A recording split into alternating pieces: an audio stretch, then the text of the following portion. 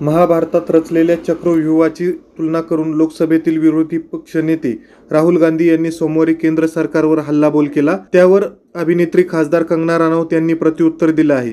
मला तर असं वाटतं की त्यांची टेस्ट झाली पाहिजे कि ते कोणतं ड्रग्ज वगैरह घेतात का, असं त्यांनी म्हटलंय। सारे देश ने जो है चुनकर प्रधानमंत्री जो चुने हैं तो वो डेमोक्रेसी का क्या रिस्पेक्ट नहीं करते हैं क्या? कोई जेंडर या कोई एज या कोई वर्ग या कोई जाति देख के क्या प्रधानमंत्री चुना जाता है? तो इस तरह की जो वो ओछी बातें करते हैं और हमेशा जो है वो संविधान को ठेस पहुंचाते हैं, हमेशा उनके बातों से संविधान को ठेस पहुंचाते हैं। तो अब क्या एज देख के या जेंडर देख के प्रधानमंत्री चुना जाएगा क्या? तो फिर कल को वो बोलेंगे कि स्किन कलर से प्रधानमंत्री चुना जाएगा।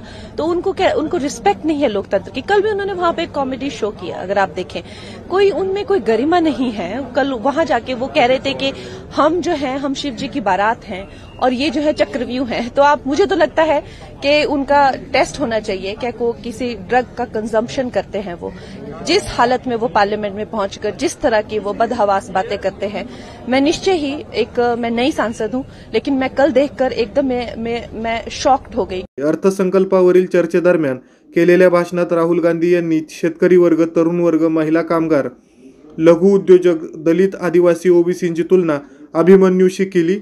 6 जणांनी अभिमन्यूची हत्या केली। आत्ताच्या आधुनिक चक्रव्यूहात आधुनिक अभिमन्यूंना अडकवलं जात आहे, असं राहुल गांधी म्हणाले होते।